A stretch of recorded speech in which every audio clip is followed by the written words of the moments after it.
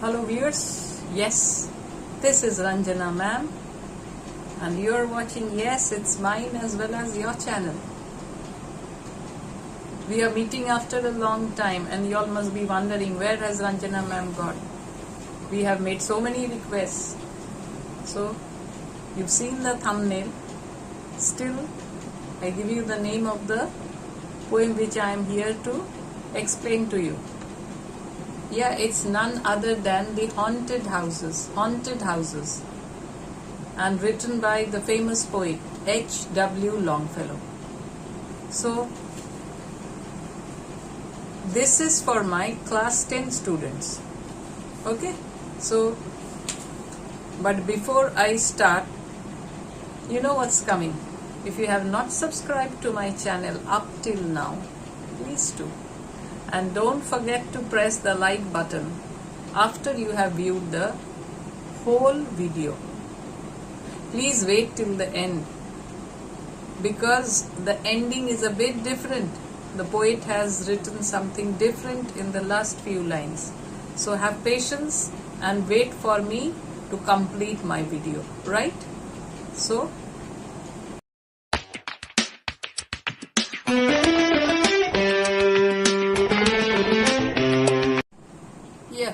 then what are we waiting for? Let's continue. So whenever I teach my online students also, whenever I teach them, I tell them to go through the box. Box means the previous page where something about the poet or the authors are written. So because sometimes you get materials from there to frame your answers better. Page 37. It is said, haunted houses, who lives in haunted houses? Ghosts. And haunted houses are mostly said to be empty, deserted houses and ghosts go and live there. But here, the phantoms or the ghosts in the haunted house, written by Longfellow, they are not like the ghosts we think they are. That means most often when we talk about ghosts, we have a type of feeling that they are harmful, they are impish creatures, they are poltergeists. That means lifting something in the room and you don't see anyone and yet the things are being lifted, things are being thrown. So they are not like that. In this poem, the apparitions or the ghosts or the phantoms of H.W. Longfellow's poem Haunted House, they behave in a different manner. The phantoms in Longfellow's poem Haunted Houses are neither mischievous poltergeists nor angry spirits who seek to harm. Many times we have an idea that they are like the skeleton, the bony structure, and they'll come and frighten you. But here he doesn't speak of the phantoms in that manner. They are simply the souls of the dear departed who linger in our memories and therefore in our lives and homes. So, Longfellow talks of these as the spirit, not those frightening apparitions. Maybe there are no eyes and no nose. Not like that. They are the ones who have died in this house. So, the souls of those people, or the spirits. And they are not harmful. What do? They are also living in the house along with us. They share the place along with us. They observe everything. And when we carry out our daily activities, they also join. At the table, at the fireside, at all places. They float, they waft, they glide about us. And we feel somehow they are connected to us all for all time. So, now let's go back to the poem, Haunted Houses. All houses wherein men have lived and died are haunted houses.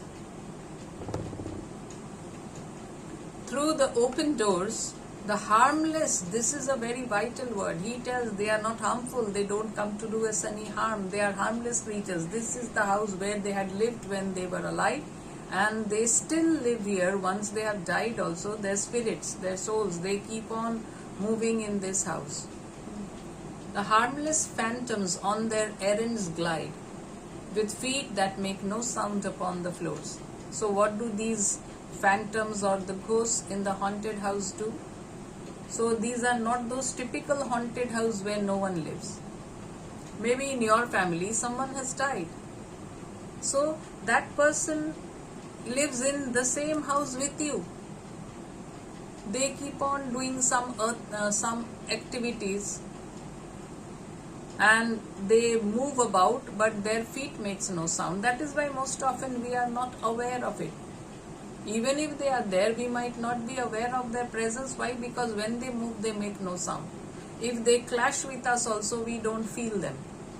Why? Because they seem to be shadows or air creatures of air. Like we have solid body, they don't have that. So all houses wherein men have lived and died. So in those ancestral houses, for generations, your grandfather, grandfather's father, they have lived and died there. So do they leave that place and go away? No, their souls, spirits, they keep on lingering. They keep on loitering in the houses. So they enter through the open door. The harmless phantoms on their errands glide. Errands are small jobs. So these phantoms also have their jobs to do, small jobs to do.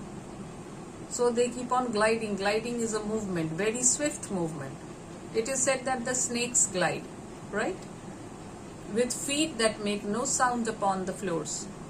We meet them at the doorway, on the stair, along the passages they come and go. Impalpable impressions on the air.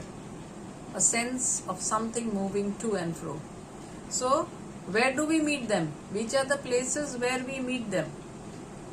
Yeah, at the doorway we can find them. We find them mounting the stairs or coming down the stairs. Along the passages they come and go. Maybe the passages, and we meet them on their passages. And we cannot see, but we can feel something is moving to and fro. We become aware of their existence. Impalpable impressions on the air. So when they move, the air is not still. Because of their movement, the air is not still. There is a sensation in the air. A sense of something moving to and fro. And we realize something is moving to and fro, though they are not visible. There are more guests at the table than the hosts invited. Suppose you are the host and you have invited 20 people. And you feel that there are more people in the party. There are more guests at table than the host invited. So he has invited 20 and he feels there are 30 people, 40 people there. The illuminated hall is thronged with quite inoffensive ghosts. The illuminated means lighted up. Yeah, when there is a party, the whole hall is lighted up brightly. And even in this bright light, you can sense the presence of these harmless creatures. Inoffensive, that means they don't tend to offend, do something offensive. So the throng means crowded, is thronged or crowded with quite inoffensive ghosts. As silent as the pictures on the wall. What a nice simile. The pictures on the wall, they don't move or they don't make you aware of their presence. They are there for centuries. So these ghosts also, maybe centuries, it's a way of saying, they are there for a long time. In the same way, these ghosts also, they are there. Whether we are aware of it or not, but they are there in the house. They haven't left the house even after death. The stranger at my fireside cannot see the forms I see, nor hear the sounds I hear, but perceives what is. While unto me all that has been is visible and clear. Suppose you have invited someone to your house. He is a stranger, but the stranger cannot see what I can see. He cannot see those ghosts. Why? Because they are visible only to me. The house belongs to my family members, even if they are ghosts. So they become visible to me, but not to a stranger who has come from outside. So the stranger at my fireside cannot see the forms I see. I can see the forms, but he cannot see. He is not aware of the presence of the ghost, nor hear the sounds I hear. I hear, I see, but the stranger who has come, he is not able to see nor hear, but perceives what is. So he sees all the things that are present. He doesn't see these creatures whom I see in a way. I can see, I can hear these ghosts, the presence of these ghosts, but he is unable to hear or see. So he sees what the things that are present in front of him. He hears all those sounds that anyone else can hear. But I hear certain sounds which no one else can hear. I see certain people whom no one can see. He but perceives what is, while unto me all that has been, that means has been, is not there anymore. It has been, present perfect, and is visible and clear. Yes, the person who has died, my family member, so I can see him clearly. He is clearly visible. He has been a part of this family, and though he has left his body, but he is still there. We have no title deeds to house or lands. Owners and occupants of earlier dates, from graves forgotten, stretch their dusty hands and hold in mortmain still their old estates. So he says that yes, they don't have any written deeds that this house belongs to me. It has remained in the family. The house has belongs to the family members for generations. Maybe the house had been built by your great grandfather. It's a big house. So then comes your great grandfather, then grandfather, and in this way it continues. So no title deed, it belonged to me. Those who are living, they are the owners of this house. But that doesn't mean that those who are dead give up their claim.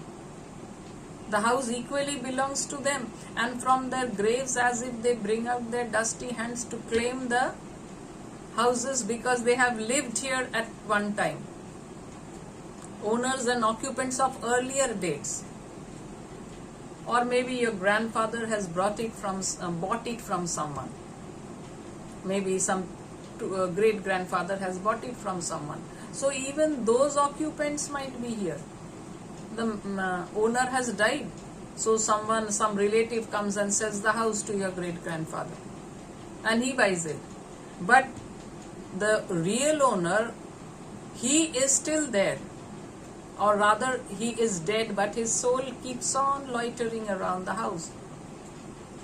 The spirit of that dead man.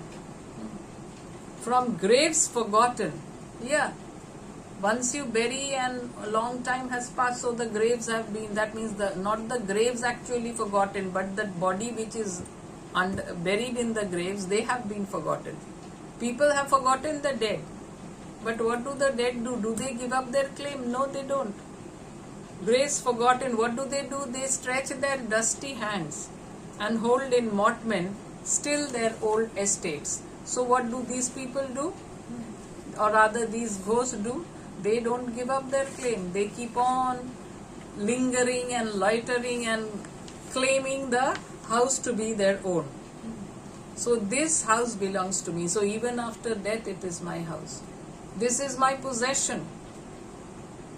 You cannot alienate me from this house. Hold in mortmain. So what does it mean? That yes, this house is, you cannot alienate me. This house inalienably belongs to me. It's my possession. So strange poem, right? We never thought it in this way, that people could be living even after death in houses. And in that sense, where people have died, that is a haunted house. So in every house you will find someone dead or the other. So if we are to believe H.W. Longfellow, then we can assume that yes, as he says, every house is a haunted house where people have died. So maybe your family members, or from whom you have bought the house, their family members. But people have died. So these owners or these members of the house, they keep on. They don't give up their claim to the house. And what do? From their graves, as if with their dusty hands, they try to retail their ownership. They cling to their estates. The spirit world around this world of sense floats like an atmosphere, and everywhere wafts through these earthly mists and vapors dense, a vital breath of more ethereal air. So around us what? We are the world of sense. And around us what? It is the spirit world. So spirit world, and now you will find a little bit of change coming. Up till now he had said, yes, these are friendly ghosts, they are in our house and doing all that. But slowly you will find a change in what he says. And in the end it will be a complete turnaround. What he has said, he will be completely saying something else. So he is actually trying to explain what do we mean by ghosts or all that, or spirits. Everything is in the mind. They are not really there. It's in the mind. And our family members who have left us, we cling to their memories, and that is what makes us feel their presence every moment. Whenever we think of them, whenever their memories crop up in our mind, it seems as if we are seeing them. But there is no communication between the world of spirits and the world of people who are alive. This is what he is trying to explain in the next few lines. The spirit world around this world of sense floats like an atmosphere, and everywhere wafts through these early mists and vapor dens, a vital breath of more ethereal air. So he says that yes, the world to which we belong. So our world is the world of sense, and around it is the world of spirit.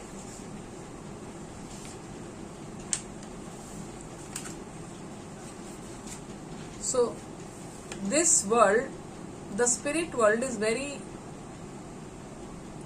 delicate. Like what?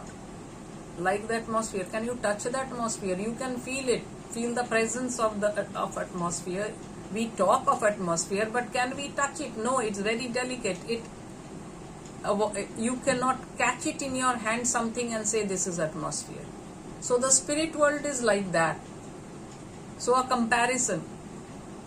So it floats around us. The spirit world around the human world. Human world is the world of reality. And the spirit world is elusive. Something which you cannot touch. And what happens? The spirit world passes through us how? In the same way as mists. Mists, you see them for some time and then they disappear. Same for vapors, water vapors. You find them for some time and then they disappear. So the spirit world is like that. They are like very important or very vital breath of the air from the other world. The spirit, this world passes through. This world, which world? The world of spirits, they pass through us like mists and vapors. So this is our human world, and the spirit world revolves around us as if like mists and vapors. And then he talks about in the next stanza also that he shifts. It is a bit different. Our little lives are kept in equipoise by opposite attractions and desire. This is very different from what he has said earlier. Our little lives are kept in equipoise by opposite attractions and desires. The struggle of the instinct that enjoys and the more noble instinct that aspires. So, how do we balance our lives, we human beings? we balance our lives very perfectly. There is harmony. So how? Opposite attractions and desires. That means of the instinct that enjoys and the more noble instinct that aspires. That means there are two types of instinct. One is that we want to aspire something, we want to achieve our goal, our ambitious world. Another thing is that we have our desires, we want to fulfill it.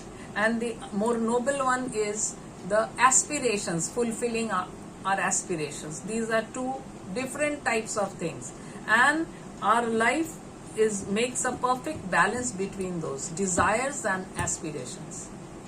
One is the world of ambition, aspiration, and the other is the world of desire. You might desire something which you might not get, and you might aspire for something, and when you struggle and when you give your best, you are able to get it.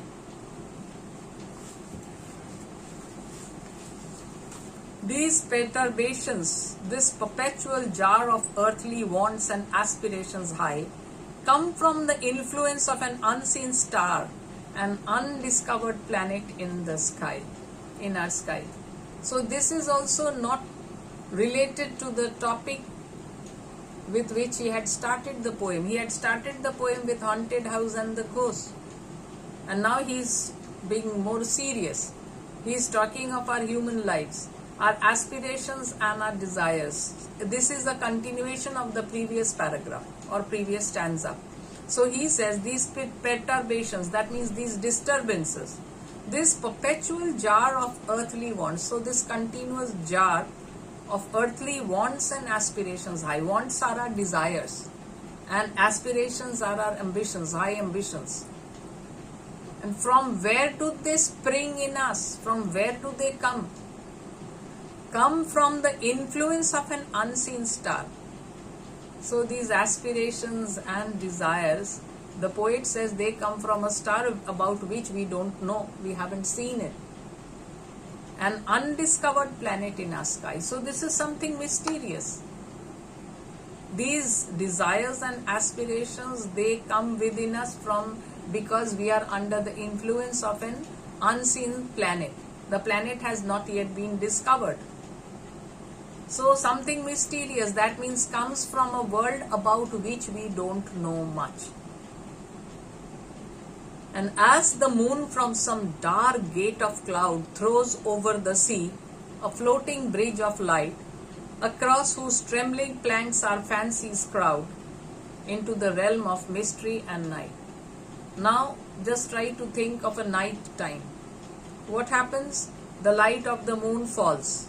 So as the moon from some dark gate of cloud, the moon peeps from the clouded sky, and the moon's rays, they fall on the sea.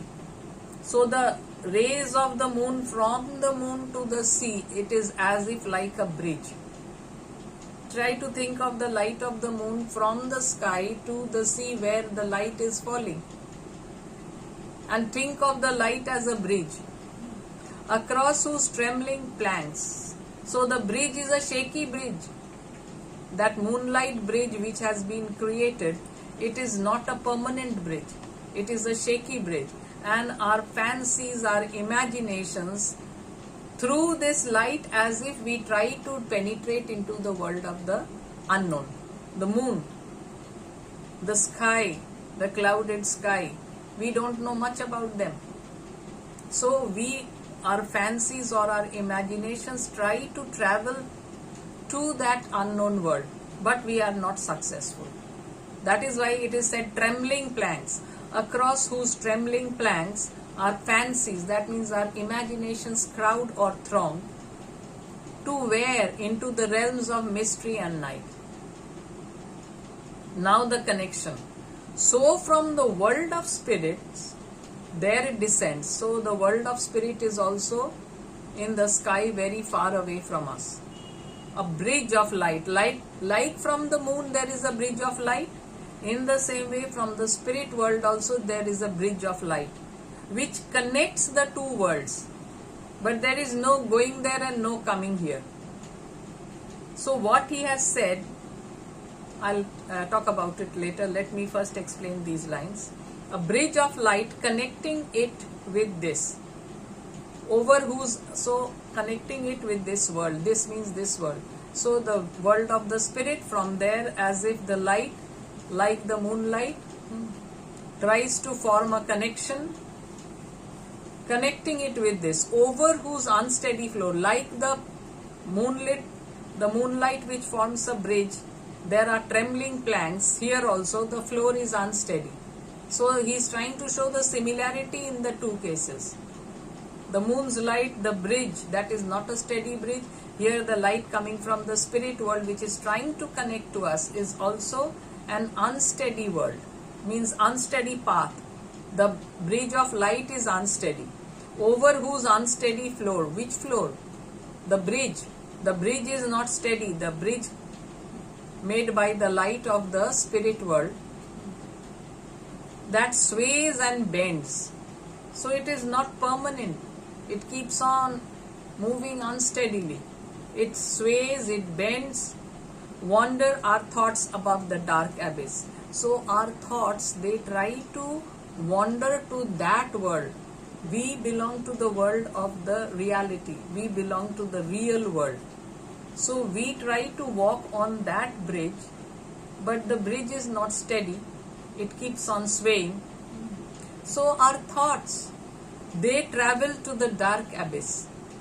That means there is no coming from this world and no going to that world so long as you are alive. So what does he try to tell us through this? That means there are really no ghosts. If we say that there are ghosts, in the beginning he says all the houses are haunted houses and where people have lived and died. But later he is trying to tell us that these are not real. What we think of spirits or ghosts in our house, they are not real. It is in our memory. It is in our mind. Because of the memory of our dear departed, we tend to think in that way. We tend to feel their presence when they are not really there. So in the beginning he says they are there, I see you. Stranger cannot see, but I can see. Stranger cannot hear, but I can hear. Why? Because you are connected to that person. That person who has died and whom you see as the ghost or harmless creature. So it is in your mind. Because you think of that person, you see that person. But he is not there. In the same way as the spirits, their world is mysterious world, and from here we cannot go so long as we are alive. Why? Because the bridge that has formed is an unsteady bridge. So it keeps on swaying and bending. So it would be risky to travel through that light to reach.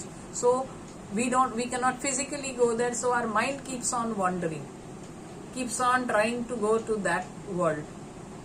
In the same way, spirits also cannot come.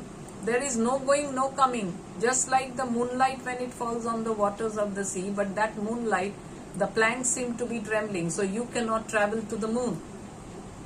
In the same way, the moon also, or if there were people in the moon, they wouldn't have been able to come to our world climbing the bridge of light.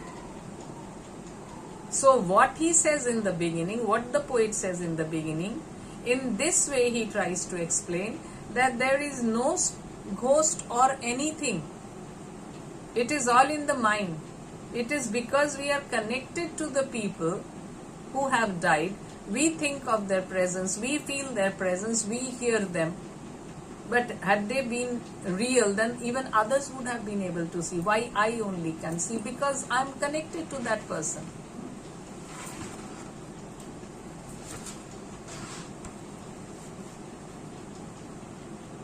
So, regarding the theme, throughout the poet tries to tell us that the ghosts in his poems, or rather in the houses, they are not sinister beings, they are not horrible creatures. Normally we imagine, oh my God, why are we so frightened of ghosts? If we try to think of them as harmless creatures, we wouldn't have been so afraid. But the moment we hear of a ghost, we start feeling jittery. Why? Because we feel they are offensive creatures, they are mischievous creatures, they are poltergeists. And that is what makes us shudder in fear. But he says, no, they are harmless creatures. And finally, he says that it is because of our connection to the dead that we think in this way. But there is no, so they are not really present. The spirit world keeps on moving around us. So they don't harm. They are like mists and vapors. After some time they disappear. Like mists and vapors, they don't remain for long. And the spiritual world, or rather the world of the departed people, it is mysterious.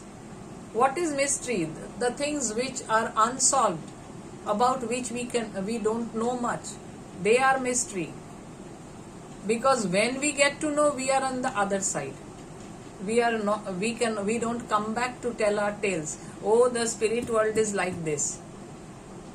Have you found anyone coming back and telling the stories? No.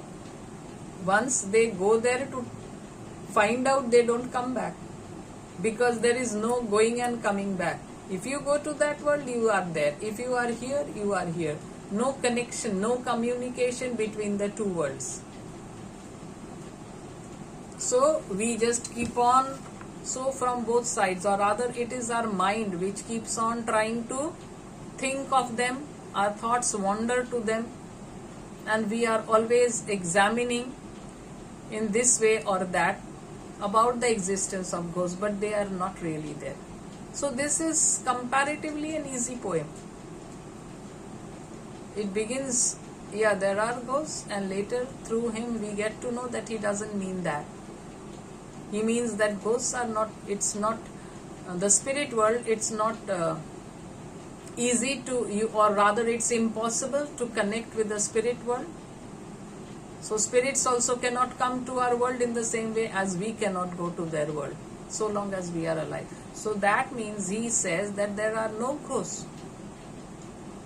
But he says it in this way. Right in the beginning he says they are inoffensive and all that. Why? Because in our memory we think of them as nice people. So once they die also they remain the same nice people. They don't create a feeling of terror in us. But these are our thoughts. They are not really there. And that is why others cannot see, which we can see and hear. Okay? So, this is this poem. Yes, what about the critical appreciation? 10 stanzas. How many lines? 4 lines. And more or less similar. The length, the arrangement, so. And does it have any rhyme scheme? Let's check the rhyme scheme. A rhyme scheme is AB, AB. How? You know how to check the rhyme scheme. This part, died. The last word is died in the first line. The second one, in the second line, the last word is doors. Say they don't rhyme. So A, B. The third line, the last word is glide. So glide rhymes with died. So again A. And floors rhymes with doors. So B. The rhyme scheme is A, B, A, B in the first stanza, and it follows in the same way throughout. So that means we can say that the poem follows a definite rhyme scheme. And there are examples of metaphor and simile. What is the difference? I'm sure you know it. I always say they are cousins. That means there is a slight difference. It is easy to identify a simile. Why? Because there you use like or as for the comparison, and in metaphor the comparison is there but without the use of like or as. And alliteration adds to the musical quality of your poem. So yes, this one, repetition of the consonant sounds in the same line, like a sense of something moving to and fro. Sense of something. SS. All houses wherein men have lived and died. Houses have. are haunted houses. Personification, is there any example of personification? As the moon, so moon is being personified. From some dark gate of cloud throws over the sea a floating bridge of light. So here we find that the moon has been personified as a person, has been thought of as a person. So these are the figures of speech, and I'm sure I tried to make it as lucid as possible and you all have understood it. So send me your comments. And yes, one more request coming from my class 10 students is related to the prose piece. I'll be coming up with it soon. So for the time being, let me bid you goodbye. Have a nice week ahead.